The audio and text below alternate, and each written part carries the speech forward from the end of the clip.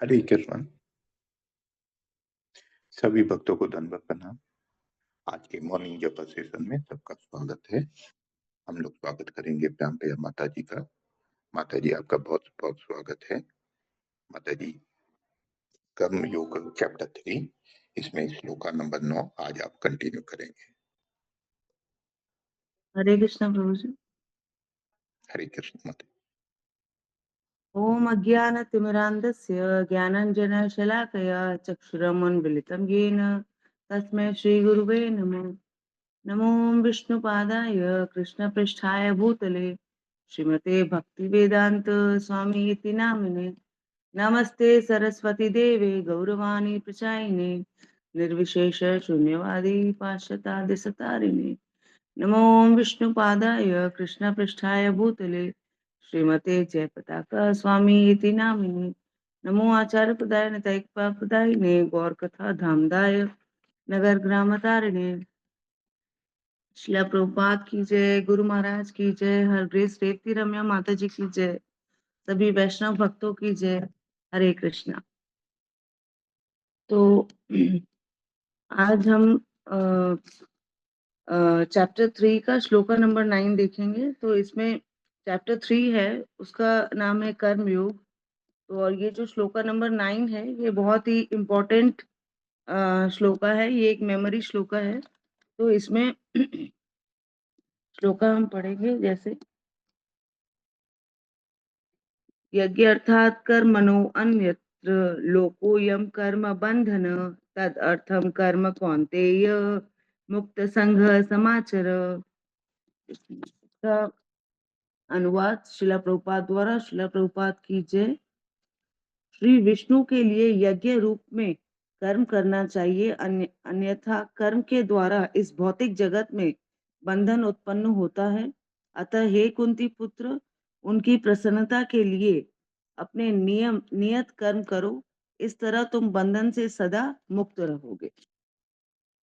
तो इसमें इस श्लोक में हम देखते हैं कि अर्जुन जो है वो अपना क्षत्रिय धर्म यानी युद्ध करने से पीछे हट रहे हैं।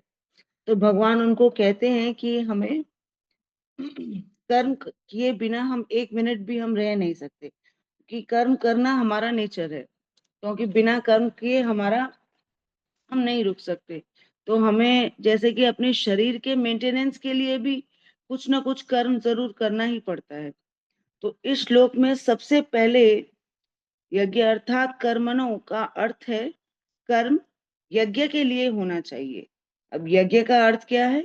यज्ञ का अर्थ खाली अग्नि में आहुति देना या कोई रिचुअल करना या ये नहीं होता, बट यज्ञ का अर्थ है ऐसा कर्म करना जो विष्णु के प्लेजर के लिए होना चाहिए। वेदों में कहा गया है यज्ञो वाई विष्णु। इसका अर्थ है कि सब यज्ञ को परफॉर्म करना या विष्णु को सर्व करना, दोनों का जो पर्पस है वो सेम है। क्योंकि भगवान जो है वो सारे यज्ञों के परम भोक्ता है। अगर कर्म, कोई भी कर्म अगर हम करते हैं, अगर वो सेंस ग्रेटिफिकेशन के लिए होता है, किया जाता है, तो हमें कर्म का बंधन भोगना पड़ता है। जैसे फिर आता है कि लोको यम कर्म बंधन। तो इसमें संसार में कर्म बंध, अगर हम, इसका अर्थ है कि अगर संसार में हम कोई भी कर्म अपने लिए करते हैं तो हम उसमें कर्म बंधन में हम फंसते हैं। तो हर एक कर्म का फल जो है वो होता है, चाहे वो अच्छा हो या बुरा हो, तो हर एक कर्म का फल हमें भोगना पड़ता है। जैसे हम बहुत बार ये पढ़ते हैं कि every action has equal and opposite reaction. तो अगर कोई भी काम हम सेल्फिशली करेंगे, तो चाहे वो कोई भी काम हो, तो हम जन्म मृत्यु के चक्कर में हम फंसते हैं। लेकिन अगर हम कोई भी काम सेल्फलेसली करते हैं, माने, तो उसमें क्या है कि हम भगवान को सेंटर में रख के करते हैं या भगवान को प्लीज करने के लिए करते हैं, तो उससे हम हम किसी भी कर्म बंधन में नहीं फंसते और हमें मोक्ष भी मिलता है। तो लेकिन ये वाला जो प्रोसेस है, ये कभी भी किसी गुरु के गाइडेंस के बिना ये संभव नहीं होता। तो हमको गुरु के गाइडेंस के में रह के, उनके इनके इंस्ट्रक्शन में रह के तभी हम इस चीज को फॉलो कर सकते हैं। तो इसी का भगवान एक सॉल्यूशन देते हैं कि भगवान क्या सॉल्यूशन देते हैं? तद अर्थम कर्म कौन्तेय। तो वो भगवान अर्जुन से कहते हैं कि जो भी कर्म भगवान को प्लीज करने के लिए करना चाहिए, कोई भी कर्म, तो इसका मतलब है कि माने हमारा जो एक्शन, हमारा जो कर्म रहेगा वो सेम एक्शन रहेगा, बट उसका जो कॉन्शियसनेस रहेगा वो डिफरेंट रहेगा। तो same action but different consciousness. कर्म वही वही है, पर चेतना में भगवान का स्मरण करना है। अब जैसे फॉर एग्जाम्पल हम लोग जब देखते हैं कि अगर हम कुछ खाना बनाते हैं, कुछ भी माने खाना बनाते हैं, अगर हम अपने लिए ही वो बनाते हैं तो हम उसके कर्म बंधन में फंसते हैं। पर अगर हम खाना बना के भगवान को ऑफर करते हैं तो वो प्रसादम बन जाता है और वो एक यज्ञ हो जाता है। तो मटेरियल लेवल पर ये कर्म सेम है, पर इसमें भगवान का जो स्मरण है उससे वह यह यज्ञ बन जाता है। फिर भगवान कहते हैं कि मुक्त संग समाचर, यानी कर्म करना है बट विदाउट अटैचमेंट के करना है। क्योंकि इसमें कोई विदाउट अटैचमेंट के करेंगे तो इसमें अपना कोई पर्सनल बेनिफिट या पर्सनल प्रॉफिट होगा नहीं। तो हमें अपना जो बेस्ट करना है। इसमें समाचार का मीन्स है डू परफेक्टली, माने परफेक्ट तरीके से करना है। तो हमें अपने कर्मों का जो रिजल्ट है वो भगवान को ऑफर कर देना चाहिए। तो अगर हम कर्म करते वक्त भगवान को याद करते हैं और भगवान को अपना कर्म सरेंडर करते हैं तो हमारा कर्म इवेंचुअली भक्ति योग का पार्ट बन जाता है। तो ये सब कुछ प्रैक्टिस से होता है, आस्ते आस्ते होता है। और इवेंचुअली करते करते हम इस चीज को सीखते हैं कि हम हर चीज को भगवान को सेंटर में रख के करें, तो ये भक्ति योग का पार्ट बनना शुरू हो जाता है। भगवान अर्जुन को यह बताना चाहते हैं कि वो अपने क्षत्रिय धर्म का पालन करे, जिससे वह युद्ध लड़े और वह बिना किसी जैसे ईगो के या विक्ट्री के, फेम के या रिवेंज के चिंता करते हुए वह अपने कर्म को भगवान को समर्पित करे।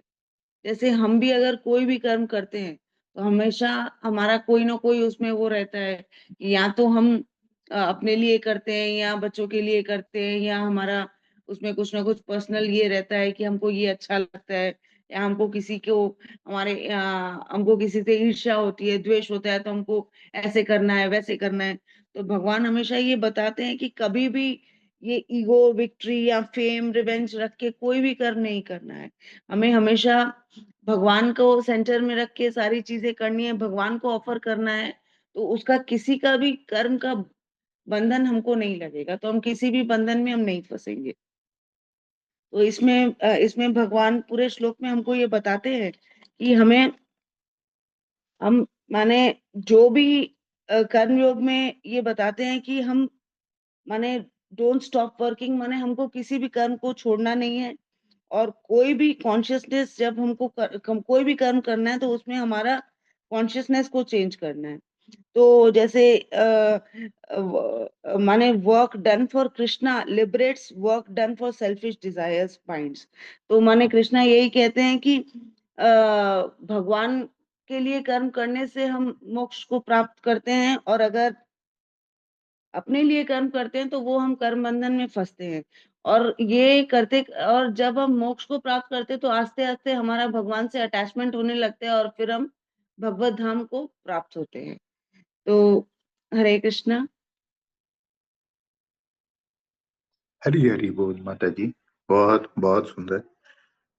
जितना इम्पोर्टेंट श्लोक था वो आपने उस हिसाब से इसको बहुत अच्छे से कवर किया। कि भगवान इस श्लोक में बोलते हैं कि हर आदमी को तो कर्म करना पड़ता है, लेकिन कर्म अपने लिए नहीं करके भगवान के लिए या विष्णु के लिए करना चाहिए। प्रभुपाद जी ने बताया जैसे कि सब चीज भगवान विष्णु के लिए करें, और हमारी जो चेतना है उसको हम भगवान विष्णु के ऊपर लगा के अपने कर्मों को करें। इससे हमें कम फल के बंधन में नहीं बंधना पड़ेगा, और जो जीवात्मा है वो मुक्त हो दशा को प्राप्त करेगी। बहुत सुंदर माता जी।